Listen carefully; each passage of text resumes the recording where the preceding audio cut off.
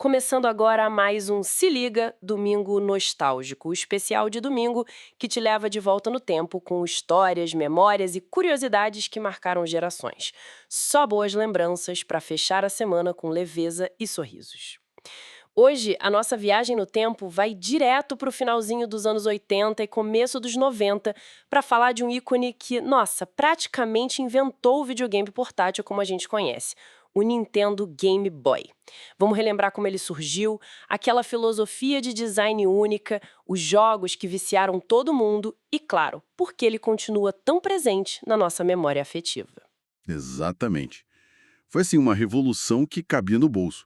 Uma ideia que não só criou um produto, mas moldou uma cultura inteira, né?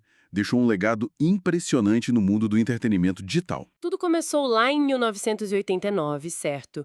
Mas como você disse, o Game Boy foi muito mais que só um console. Virou um fenômeno cultural mesmo.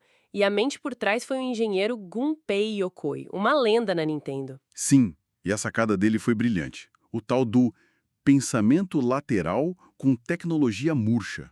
É um nome curioso, né? Sim, o que isso quer dizer exatamente? Basicamente, a ideia era usar tecnologia que já existia, que já era conhecida, sabe? Mais barata, mais testada e confiável.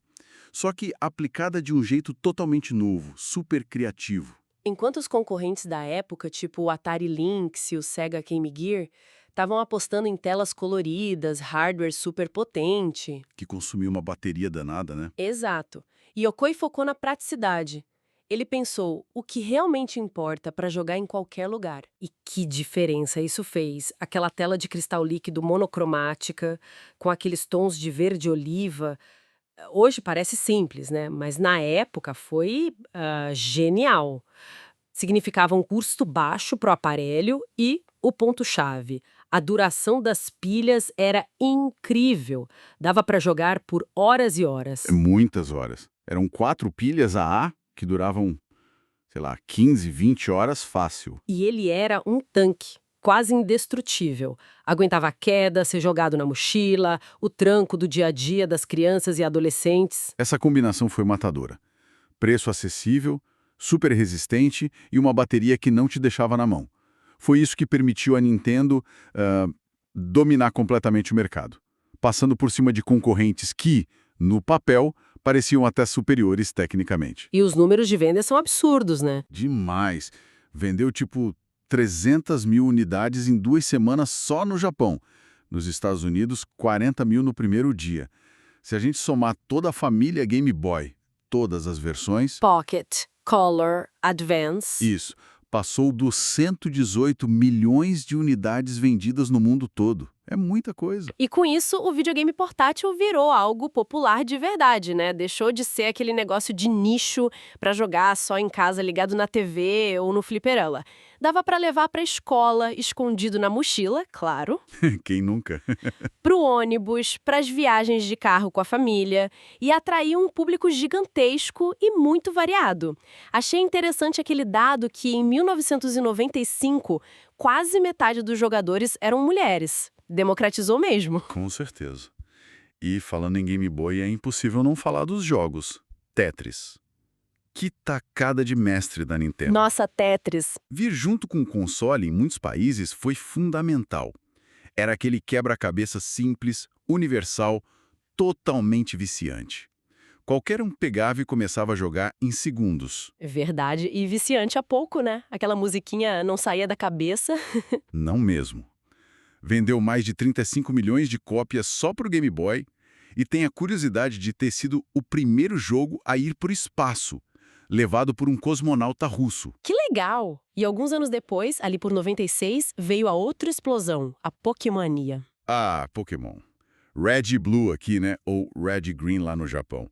Foi uma febre mundial sem precedentes. Total. Vendeu absurdamente também. Acho que foram mais de 84 milhões de cópias, somando as versões para Game Boy e depois para o Game Boy Color. E a sacada genial foi a mecânica de capturar, treinar e principalmente trocar os monstrinhos usando o cabo Game Link. Isso, criou uma interação social que nenhum jogo tinha feito antes naquele nível.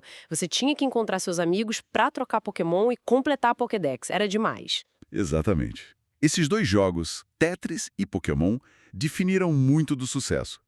Tetris mostrou que o portátil era para todo mundo. Pokémon criou uma comunidade super engajada. Mas não era só isso, né? A biblioteca de jogos era gigante e cheia de coisa boa. Sim, tinha Super Mario Land, The Legend of Zelda, Link's Awakening, que é incrível, Kirby's Dream Land, Donkey Kong Land. Muitos clássicos nasceram ali, naquela telinha verde. E o próprio Game Boy foi evoluindo com o tempo, né? Não ficou parado. Não mesmo. Teve Game Boy Pocket, que era menorzinho, mais leve, usava só 2 pilhas palito. Bem mais portátil ainda. Depois o Game Boy Color, que finalmente trouxe as cores para a tela, mesmo que limitadas, foi um salto legal. E aí veio o Game Boy Advance.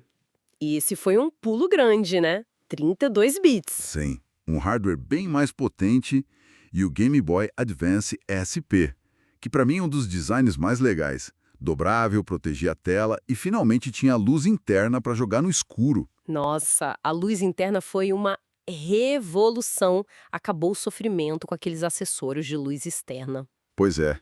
E ainda teve aquele minúsculo Game Boy Micro no finalzinho. E uma coisa super importante, a retrocompatibilidade. A maioria desses modelos rodava os jogos dos anteriores. Isso manteve o pessoal fiel à plataforma. Com certeza. E tem aquelas histórias curiosas que ajudaram a criar o mito do Game Boy, né? Tem. A mais famosa é aquele Game Boy que sobreviveu a um bombardeio na Guerra do Golfo. Ele ficou todo queimado por fora, mas Continuou funcionando. Tá lá no Museu da Nintendo em Nova York, eu acho. Virou o símbolo máximo da durabilidade dele. Pensar nisso hoje, o Game Boy marcou demais uma geração inteira. Apareceu em filmes, em músicas, influenciou a moda. O nome Game Boy virou quase sinônimo de videogame portátil, tipo Walkman para toca-fitas. No fim, foi essa combinação, né? Uma ideia inteligente e acessível, jogos que marcaram época e essa capacidade de criar tanto momentos super pessoais de diversão quanto conexões com os amigos. Um legado que, olha, continua forte até hoje na memória de muita gente. E fica aquela reflexão interessante, né?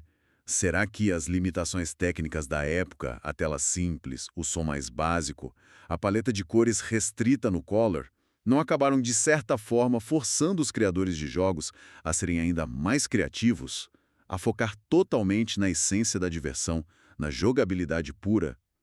É algo para a gente pensar sobre como as restrições tecnológicas podem às vezes impulsionar a inovação e a criatividade de jeitos inesperados. Boas lembranças mesmo, né? Agradecemos muito a sua companhia neste domingo nostálgico. Esperamos que tenha curtido essa viagem no tempo conosco, relembrando esse clássico.